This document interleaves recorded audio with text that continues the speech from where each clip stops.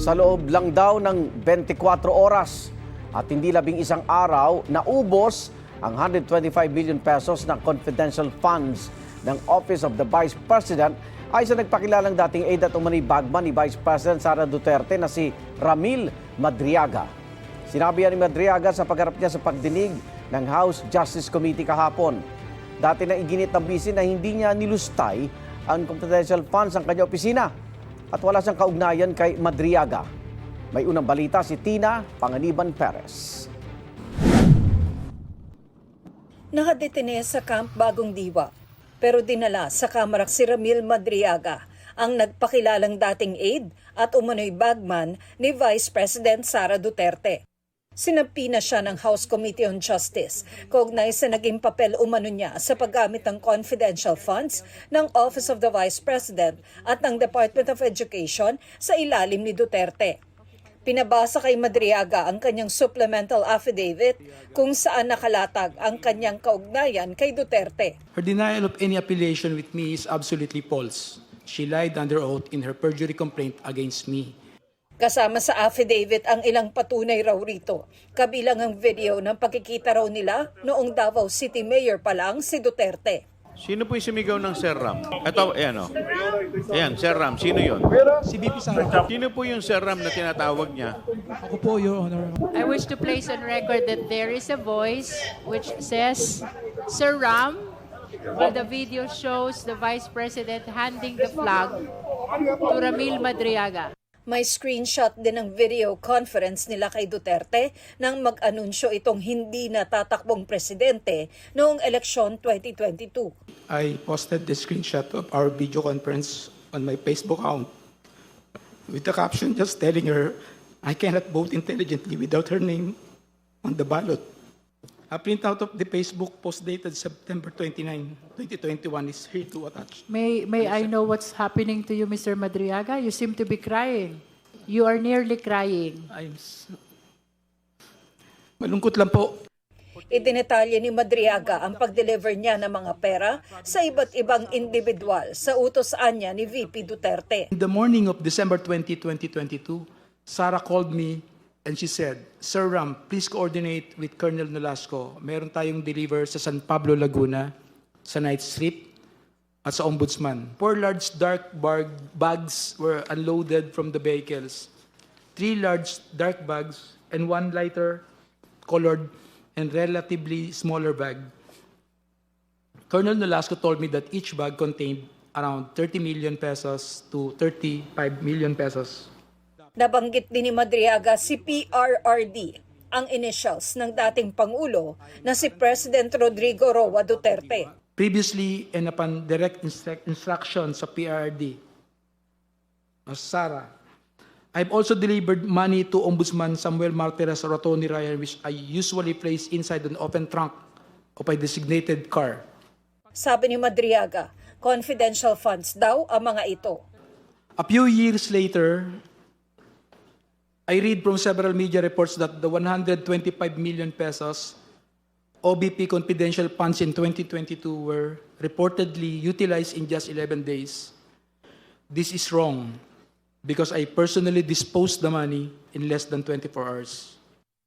Ginamit din daw siya bilang dummy sa bank accounts para sa paglipat ng milyong-milyong pisong pera noong panunungkulan ni dating Pangulong Duterte. These were opened by people close to PRRD who informed me that money will be transferred to these accounts for intelligence operation and for laundering. Alam daw ito ng dating Pangulo at may mga pagkakataong inutusan pa siya nito. I distinctly remember that PRRD directed me on 3 separate occasions to pick up 100 million from a bank inside the mall in Lubao, Pampanga, which were all delivered to Malacanang. May iba pang iniutos umano sa kanya ang dating Pangulo. PRRD specifically instructed me to monitor, operate, and sabotage former Senator Trillanes. However, PRRD was apprehensive in ordering the assassination of Senator Trillanes because of the latter's support and contact in the armed forces of the Philippines. Humingi pa raw ang dating Pangulo ng tulong kay Madriaga tungkol sa problema umano ni Atty. Man Scarpio, ang asawa ng bise, kaugnay ng Bureau of Customs o BOC. After 2 days, I went to the BOC to meet the female lawyer to discuss the release of construction equipment. This time, I learned that the construction equipment was actually magnetic lifters. The same were confiscated because it contained a large amount of shabu. However, the female lawyer informed me that it was difficult to release the same because it was a hot item. Later, I learned that the content of the magnetic lifters is at least 500 kilograms of shabu worth 4.3 billion pesos were mysteriously missing. Iniutos din daw kay Madriaga ang pagbuo ng non-profit corporation para sa kandidatura ni Vice President Sara Duterte noong 2022. Ito ang ISIP o Initiative for Social Justice, Innovation and Progress Pilipinas. Pero ang ibig sabihin umano para sa kanilang mga taga-suporta ay Inday Sara is my president. Isa sa mga nagbigay umano ng pondo para rito ang isang opisyal ng Pharmally. Shortly after we organized ISIP, I was informed by PRRD that funding will be made available for the activities of ISIP through the contribution of his friends and supporters. One of those friends and supporters is Lin Wei Zhong, who was the financial officer of Pharmally Pharmaceuticals. Sometime in June or July 2021, PRRD informed me that someone will call me to directly coordinate the turnover of 175 million. I also remember that Michael Yang, a very close friend of PRRD who was frequently in Malacanang, also provided financial support to ISIP. Sabi ni Madriaga, matapos mananong bise ni Duterte, kasama raw siya ng kausapin ng dating Pangulo ang ilang retired general ng AFP para sa pagpapatalsik umano kay Pangulong Bongbong Marcos pagsapit ng 2025. The general objective was to ensure that PBBM will only serve less than 4 years of his term as president, so that Sara, upon assumption to the presidency, will still be eligible for the presidency in 2028. In the event that BBM will not voluntarily step down or hand over the presidency to Sara, extraordinary measures of overthrowing BBM will be considered, which include assassination. Sa affidavit ni Madriaga, lumalabas na naputol ang kanilang relasyon ni VP Duterte nang hindi siya nito tulungan sa kasong land grabbing na inilapit kay Madriaga ng ilang magsasaka sa Bataan. Pero may punto raw na binisita siya sa kulungan ng bise. Sometime in October 2025, after I got arrested for alleged kidnapping, I was surprised to see Sara through the metal railings of the passageway. She smiled and waved at me. Jail warden Sabiniano handed me a phone. When I said hello, I recognized the voice of Sara and she asked me about my well-being and conditions inside the detention facility. She was also apologetic for failing to do something or assist in my ongoing criminal case.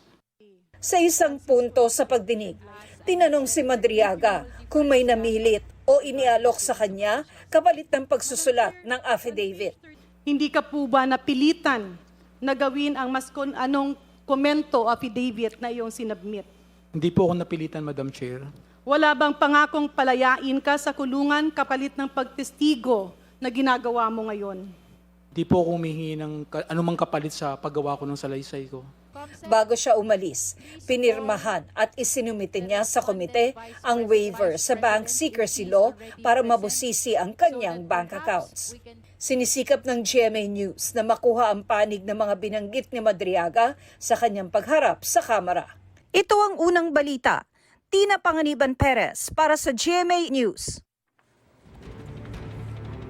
Sabi naman ng abogado ni Vice President Sara Duterte na si Attorney Paulo Panelo, napatunayan lang sa pagdinig kahapon na si Madriaga ang anilay weakest link sa impeachment proceedings. Bigo raw si Madriaga na sagutin ang mga ebidensyang inilatag ng bise sa isinampang reklamong perjury noong Marso. Patunay raw yan na fraud o huwad si Madriaga.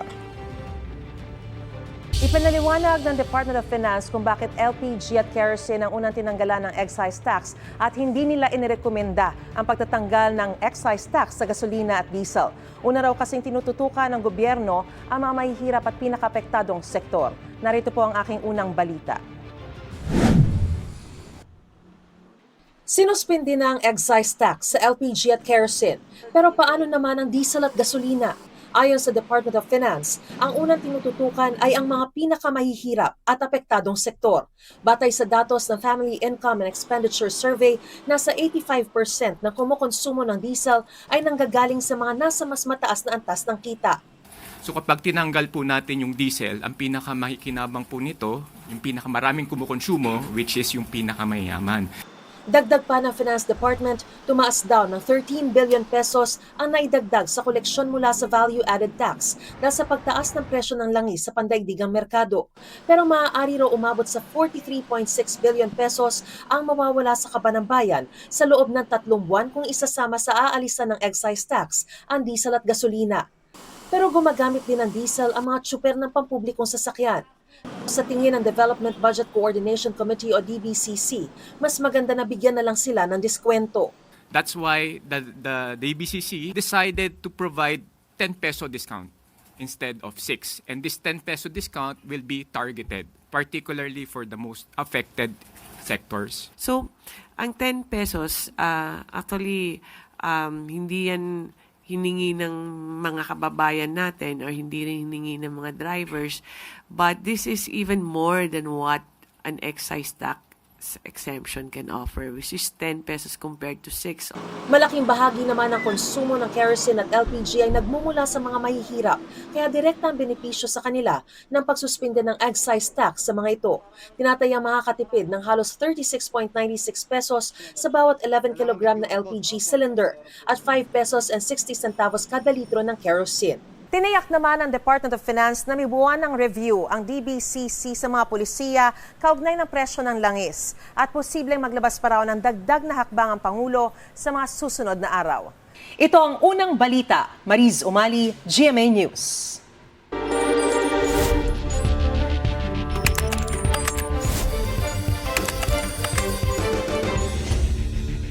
Hiniling ni dating Pangulong Rodrigo Duterte sa International Criminal Court Appeals Chamber na payagan siyang huwag dumalo sa pagbasa ng desisyon ng korte sa kanyang apela sa April 22.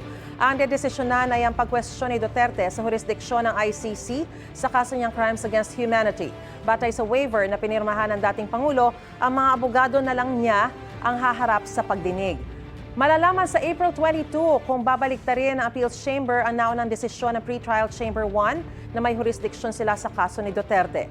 Sabi noon ng Pretrial Chamber, lahat ng insidente ng pagpatay na ibinibintang kay Duterte mula November 2011 hanggang March 16, 2019 ay sakop ng jurisdiksyon ng ICC dahil state party pa ang Pilipinas sa Rome Statute noong panahong iyan.